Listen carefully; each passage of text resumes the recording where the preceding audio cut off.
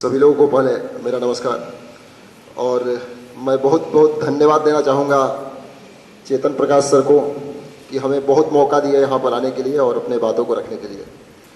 तो सबसे मुख्य बात जो हम अपने जीवन में आभास किए हैं और सभी के लिए आभास किए हैं कि हम लोगों के अंदर जो व्याधियाँ आती है वो हमारे डर से आती है। हम लोग डरे रहते हैं। जैसे दवा के लिए मैं मुख्य रूप से ये बोलता हूँ कि दवा का उपयोग जितना कम हो उतना किया जाए। बहुत सारे आदमी वार्ता कर सकता है, पुस्तक पढ़ सकता है, लेकिन एक प्रैक्टिकल प्रायोगिक तौर पर क्या है कि बीमार पड़ गए तो दवा की आवश्यकता है। हर आदमी बोलता है कि दवा तो चाहिए, बीमार पड़ गए तो, बच्चा बीमार पड़ गया दवा तो चाहिए। लेकिन ऐसा क्यों? क्योंकि हमें विश्वास नहीं है। यदि हमें अपने ऊपर विश्वास हो जाए तो फिर वो दवा की आवश्यकता अपने आप कम हो जाएगी। तो विश्वास क्यों नहीं है? विश्वास कब नहीं होता है? जब हम कहीं ना कहीं गलती करते हैं, गलत रहते हैं, तभी विश्वास नहीं होता है। क्योंकि मैं भी, यदि हम अपने अनुभव को बता रहा हूं, मैं साबुन यूज नहीं करता हूं। साबुन का उपयोग, साबुन, शैम्पू, ये सब क्रीम, कुछ नहीं, नथिंग आई यूज टू। लेकिन अनर्थ नहीं होना चाहिए। कुछ लोग बोले कि हाथ नहीं धोते हैं, ऐसा अनर्थ नहीं। हाथ तो धोना पड़ेगा, मिट्टी नहीं है ना, घर पर मिट्टी से धो सकते हैं। तो अर्थ का अनर्थ के रूप में नहीं लेना चाहिए। इन साबुन शरीर में रोज लगा लगा करके रगड़ रहे हैं। तो मैं एक तरह से ऐसा अनुभव बताना चाहता हूं कि आप लोग भी इस चीज को बताइएगा।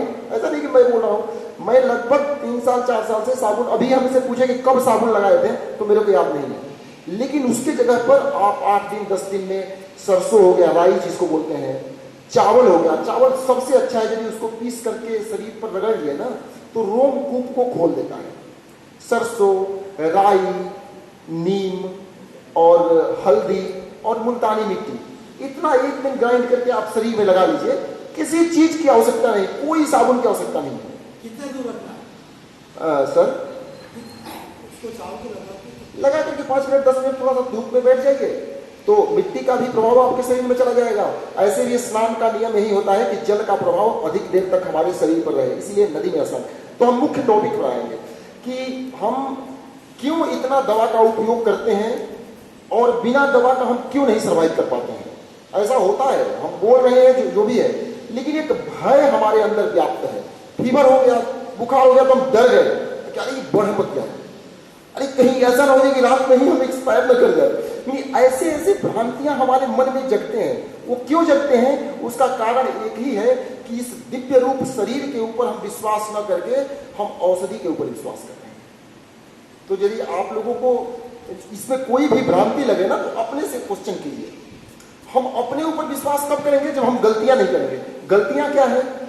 खान पान, रहन सहन, कुछ नहीं। योग अभ्यास, ये सब कहानी बाद में है।